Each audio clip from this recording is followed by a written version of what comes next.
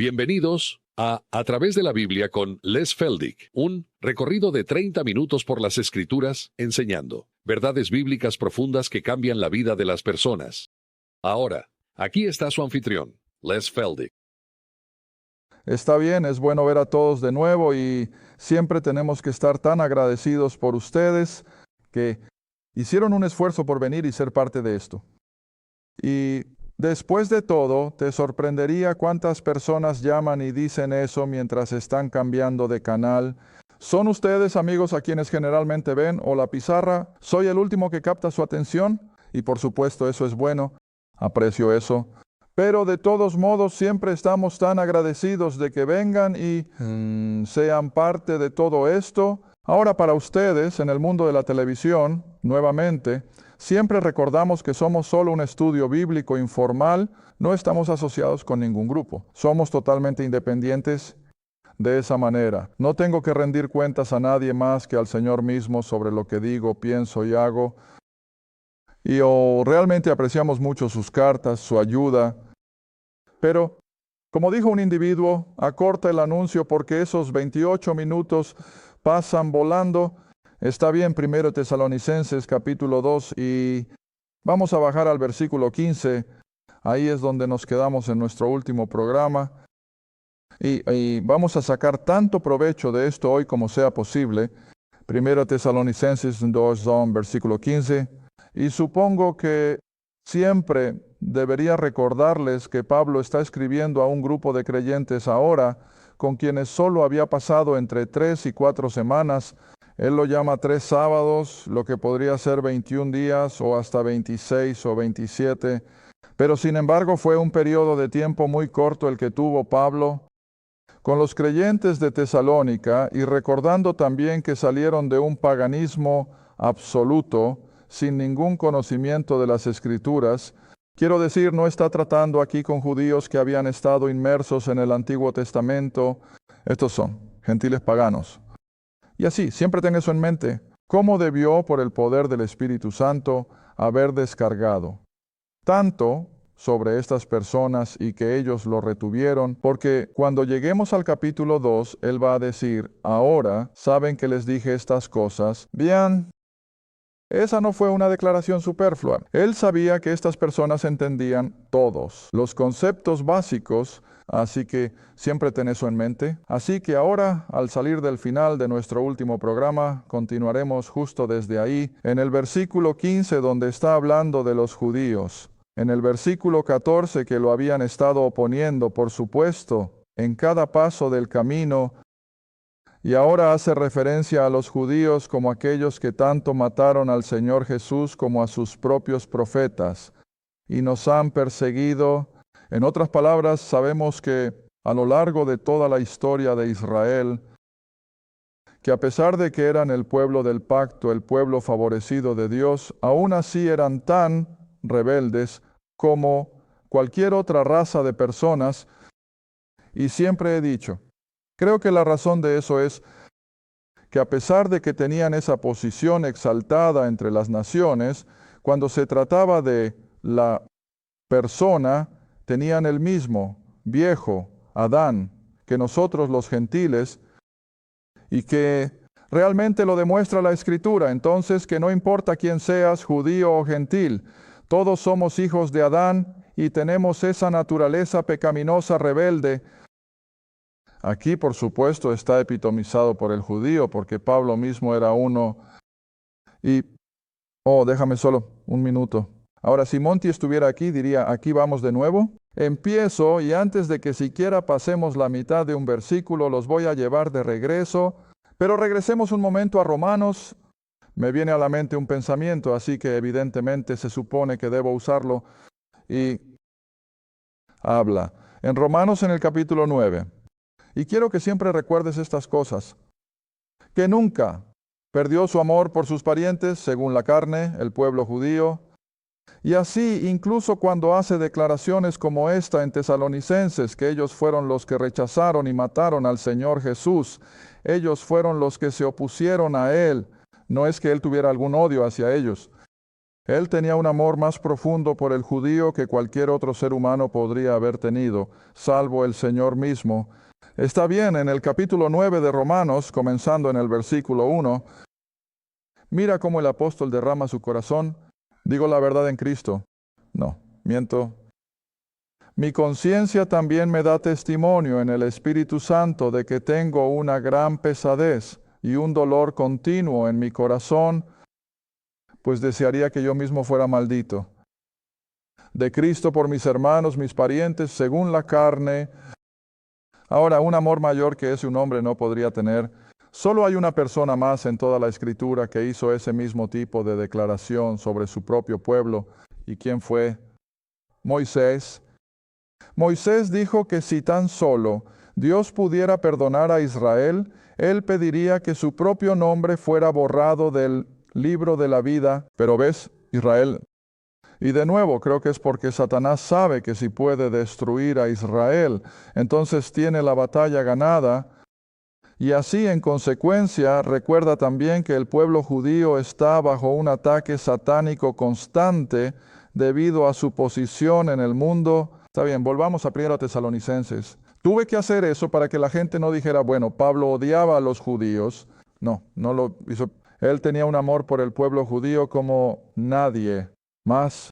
Así que volvamos al capítulo 2 de 1 Tesalonicenses. Así que está haciendo referencia a sus parientes, según la carne, que tanto mataron al Señor Jesús como a sus propios profetas, lo cual por supuesto sabemos que hicieron hasta el final del Antiguo Testamento. Siempre he usado el pequeño cliché, ya sabes, eran típicos. Si no te gusta el mensaje, matas al mensajero. Y tantas veces no les gustaba el mensaje de los profetas, y así lo harían, los matarían.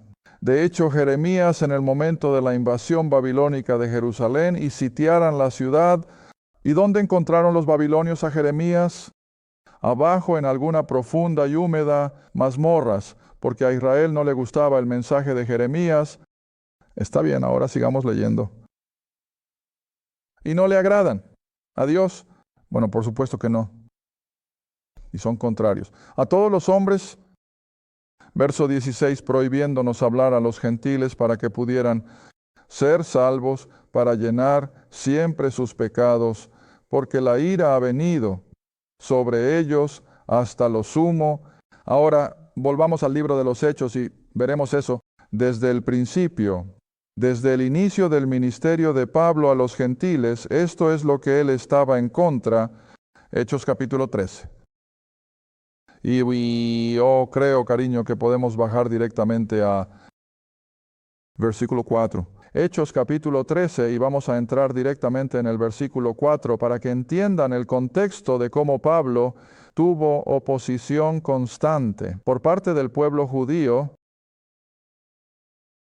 Hechos capítulo 13, entrando en el versículo 4.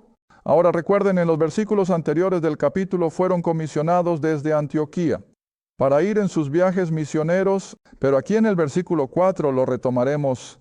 Así que, siendo enviados por el Espíritu Santo, partieron hacia Seleucia y desde allí navegaron a Chipre, y cuando llegaron a Salamina, la ciudad en Chipre, predicaron la palabra de Dios en las sinagogas de los judíos, y también tenían a Juan como su ministro. Ahora aquí viene, y cuando habían recorrido la isla, es decir, Chipre, hasta el extremo occidental, la ciudad de Pafos, que todavía está allí, y cuando llegaron a Pafos, encontraron a cierto hechicero, un falso profeta. ¿Y qué era él?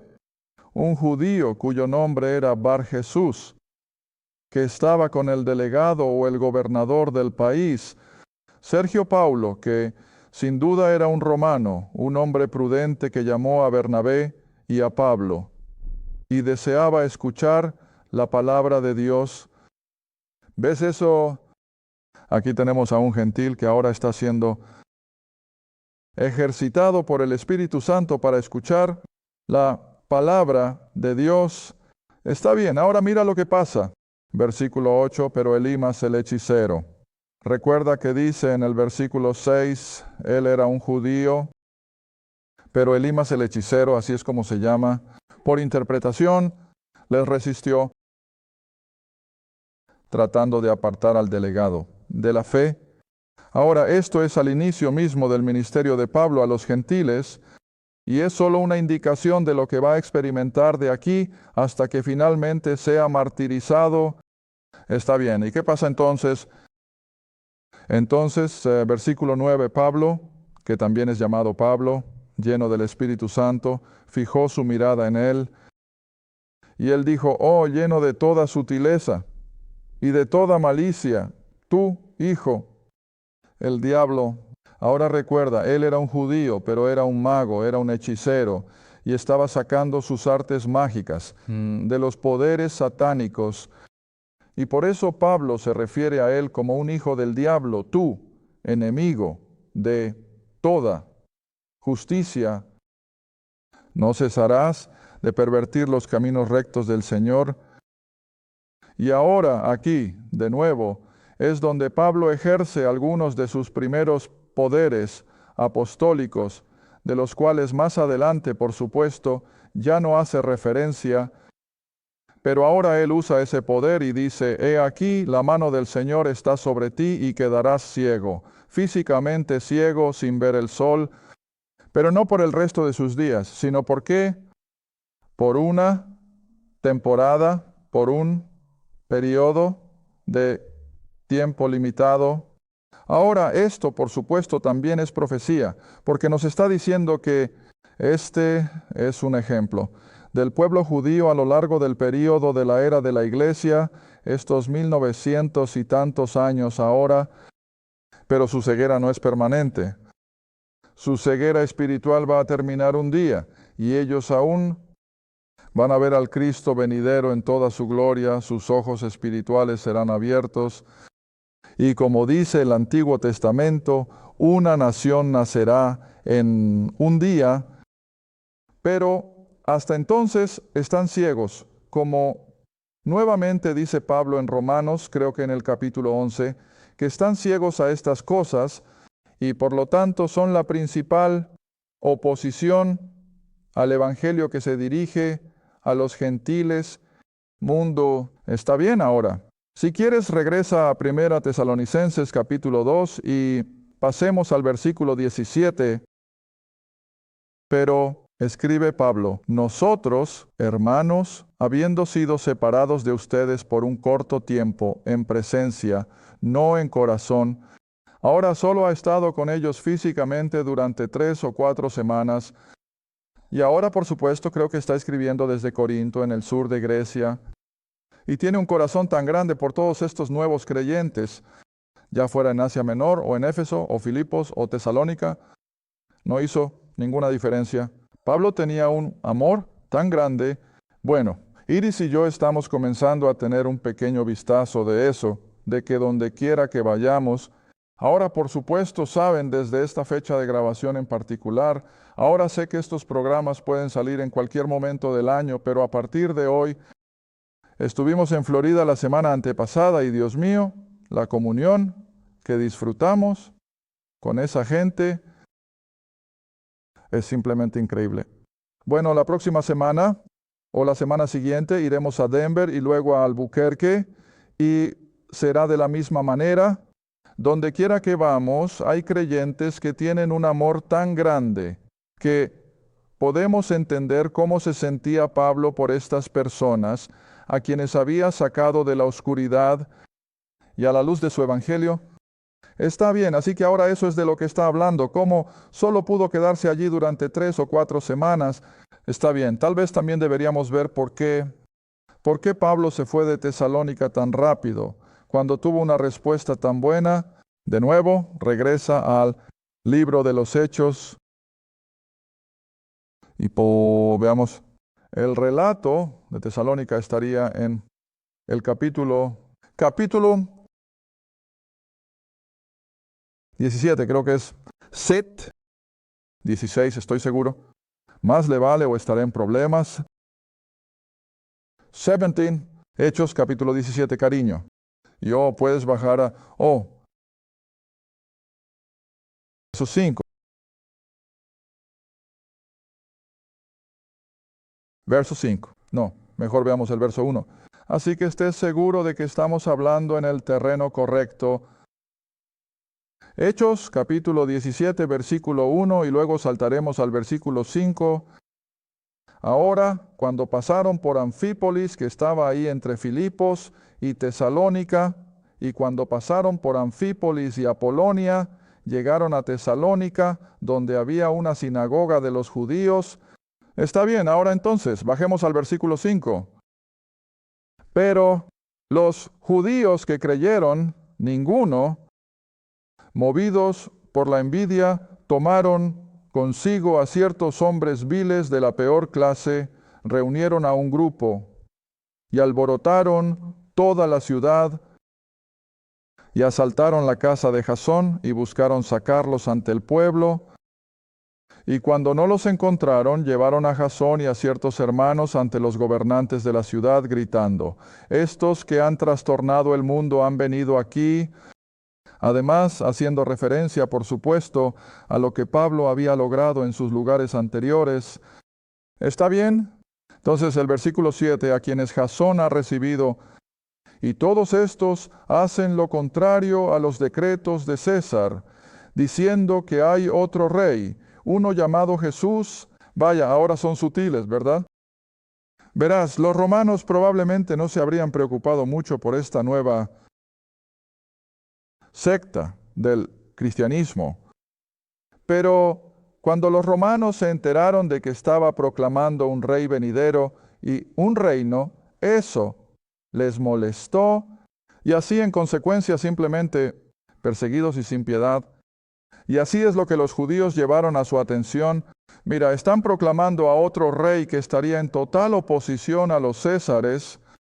Así que en el versículo 8, y así inquietaron al pueblo y a los gobernantes de la ciudad cuando oyeron estas cosas. Y cuando tomaron la fianza de Jasón y de los otros, los dejaron ir. Ahora bien, llegamos al versículo 10. Así que los hermanos enviaron inmediatamente a Pablo y a Silas de noche a Berea, y luego de donde finalmente continuó hacia Atenas y luego bajó a Corinto. Pero ahora baja al versículo 13, porque es a esto a lo que Pablo se refiere ahora en su carta a los tesalonicenses. Versículo 13, cuando los judíos de Tesalónica supieron que la palabra de Dios estaba siendo predicada por Pablo en Berea, también vinieron allí y agitaron al pueblo, y de inmediato los creyentes o los hermanos tuvieron que enviar a Pablo de nuevo. Así que esto fue constante en su ministerio, que donde quiera que tenía algunos conversos, y donde comenzaba una pequeña congregación de creyentes, los judíos entraban y ya sea los infiltraban con enseñanzas falsas o simplemente, literalmente, físicamente, persíguelos. Y eso, por supuesto, además de lo que el propio gobierno romano trajo. Está bien, ahora que volverás a 1 Tesalonicenses capítulo 2 por un momento, y con suerte, podemos quedarnos aquí ahora, al menos hasta el final de la media hora. Está bien, ahora versículo 18. Por lo tanto, Pablo dice: hubiéramos venido a ustedes, incluso yo, Pablo, una vez más, oh, cuánto anhelaba volver, incluso después de solo unas pocas semanas o meses, y renovar el amor y la comunión con estos creyentes tesalonicenses. Y así dijo: oh, cuánto hubiera querido volver a ustedes, incluso yo, Pablo, una y otra vez. Pero Satanás obstaculiza.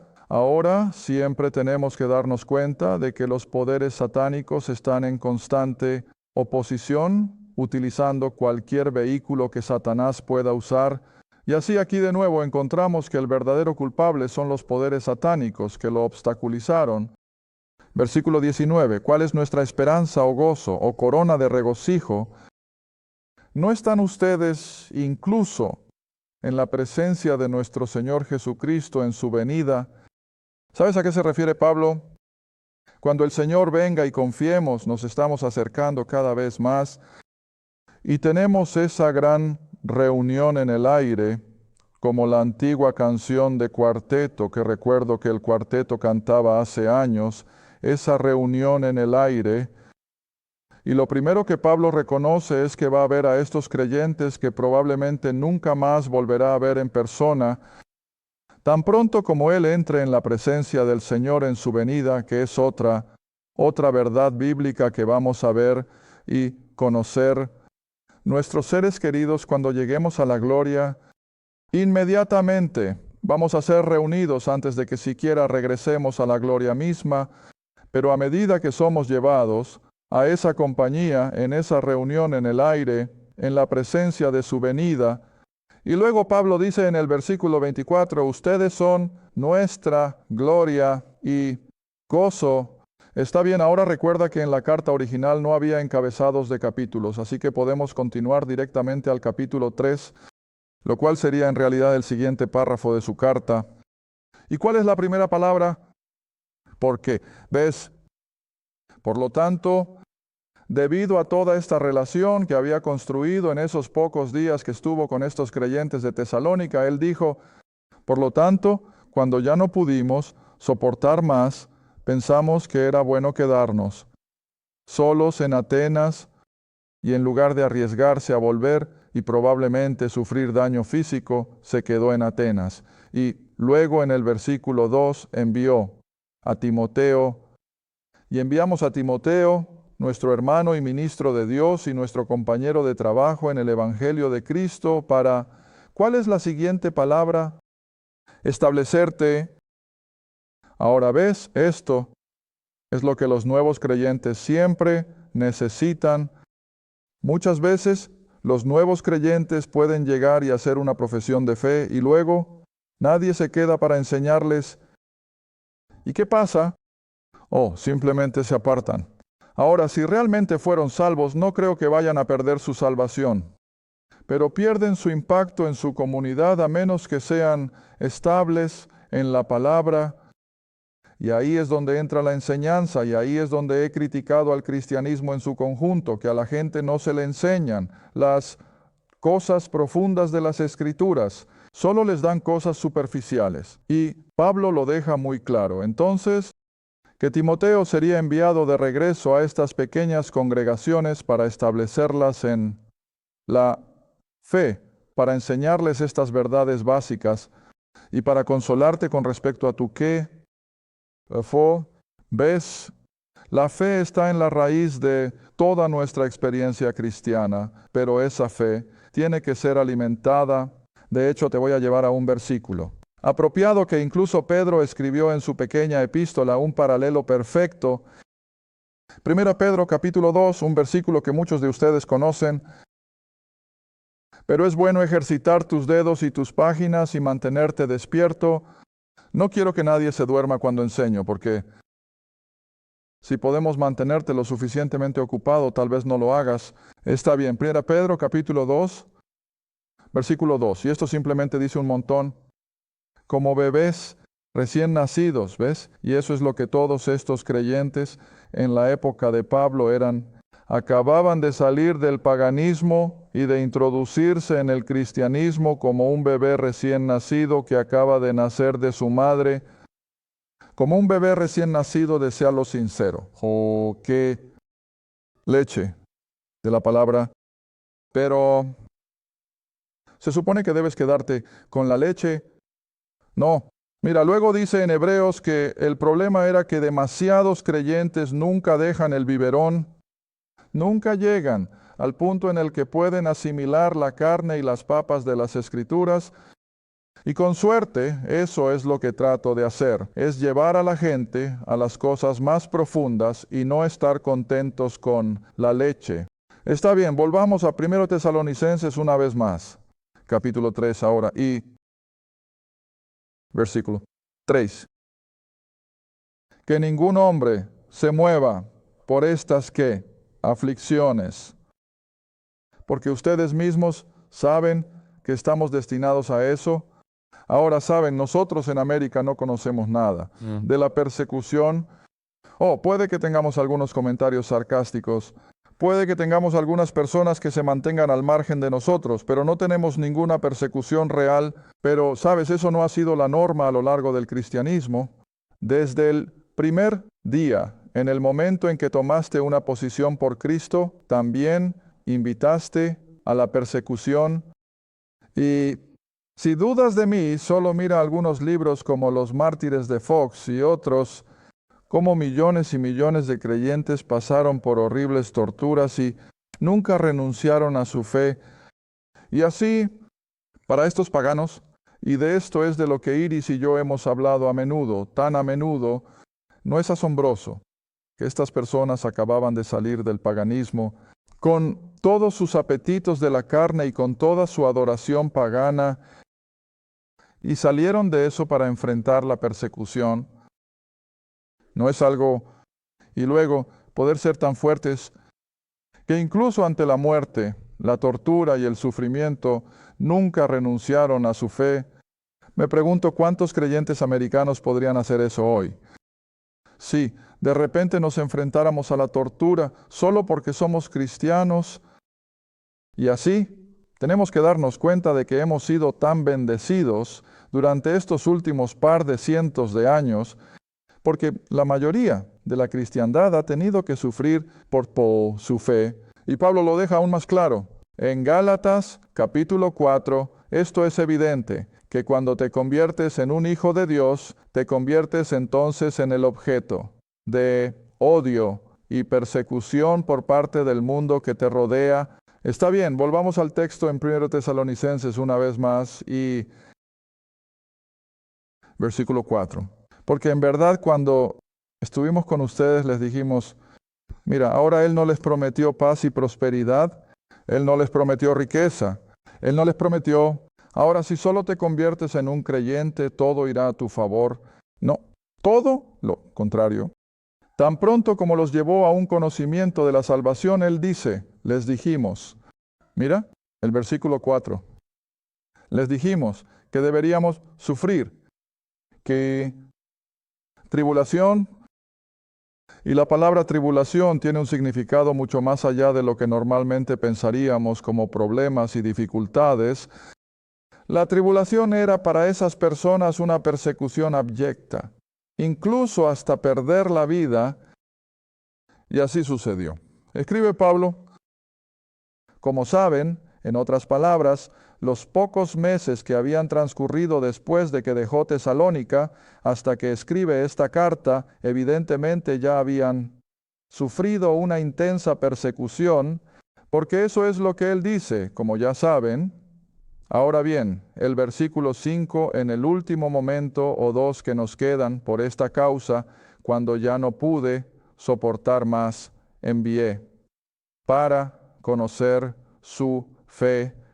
¿Puedes imaginar lo que pasaba por la mente del apóstol mientras estaba allí, a un par de cientos de millas al sur de Minos y Tesalónica, allá en Corinto? Y no había comunicaciones en esos días como las que tenemos ahora, y tendría que esperar tal vez una carta o un mensajero o algo así. Y no sabes que él estaba simplemente compadeciéndose en su mente con estas personas, sabiendo que estaban bajo una terrible persecución. ¿Están firmes o todos están retrocediendo a sus viejas costumbres paganas, ves? Y eso es lo que tiene en su corazón. Y todos de nuevo saben de nosotros viviendo hoy, no tenemos idea de cómo eso debió haberlo agobiado. Están manteniéndose firmes. Oh, es algún medio por el cual el tentador los ha tentado, continuando en el versículo 5. Y entonces, ¿cómo termina este versículo? Y va nuestro día de trabajo, que en vano, ¿no sabes que eso simplemente atormentaba al apóstol? Hemos pasado por todos los azotes. Ahora, ¿quieres recordar eso? Solo unas semanas antes de llegar a Tesalónica, él había sido, junto con Bernabé, azotado sin piedad, arrojado a las mazmorras, y en circunstancias normales probablemente habrían perdido la vida. Pero todo esto lo había hecho por el bien del Evangelio y por el bien de estos creyentes de Tesalónica. Ahora, él dice, pasamos por todo ese sufrimiento en vano, o ustedes están manteniéndose firmes. ¿Te estás manteniendo fiel a la fe que te sacó de ese trasfondo maligno de paganismo? Y así, esto es lo que tiene en su corazón el apóstol mientras escribe, ¿estás firme?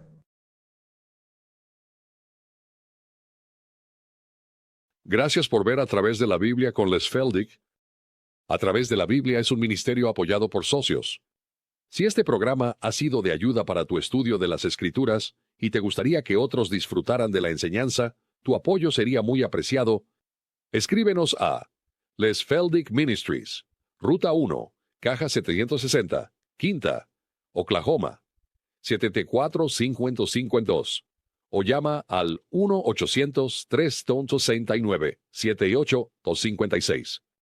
Recuerda, todos los programas están disponibles en forma impresa, en audio, en casete y en videotape. Asegúrate de sintonizar la próxima vez en A través de la Biblia con Les Feldick.